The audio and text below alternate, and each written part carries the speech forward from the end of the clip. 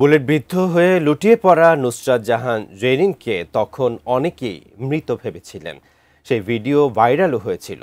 বগুড়ার সেই নুসরাত এখনও মাঝে মাঝে যন্ত্রণায় কাতর হয়ে পড়েন। কিডনির একেবারেই কাছের জায়গাটি যে সবচেয়ে বেশি ক্ষতিগ্রস্ত।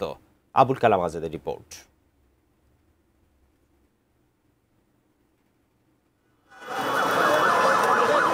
সেদিন ছিল প্রখর রোদ।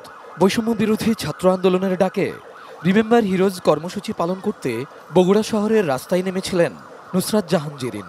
শিক্ষার্থীদের অবস্থা জানতে বগুড়া জেলা স্কুলের প্রধান ফটকে উকি মারতেই টিয়ার শেলের ধোঁয়ায় ছেয়ে যায় চারপাশ। কখন যে গুলিবিদ্ধ হন তা টেরই পাননি। হঠাৎ করেই মাটিতে লুটিয়ে পড়েন তিনি। গত বছরের 18 জুলাইয়ের সেই দগদগে স্মৃতি এখনো তাকে তাড়িয়ে বেড়ায়।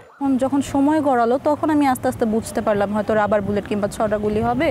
হয়তো তখন আমাকে ভালোভাবে ধরেও নি, যেগুলোর ইফেক্ট আমি এতদিন প্রায় 1 বছর পর এসে এখন বুঝতে পারছি যে আমার শরীরের কিডনির কাছে যেটা আছে এটার তীব্র ব্যথা উঠলে এখন আমি আর থাকতে পারি না।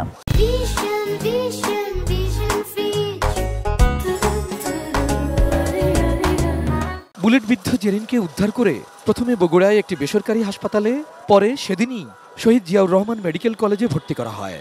আইন শৃঙ্খলা বাহিনীর নজর এড়াতে সেখানেও বেশি সময় থাকতে পারেননি। রাতেই হাসপাতাল ছাড়তে বাধ্য হন তিনি।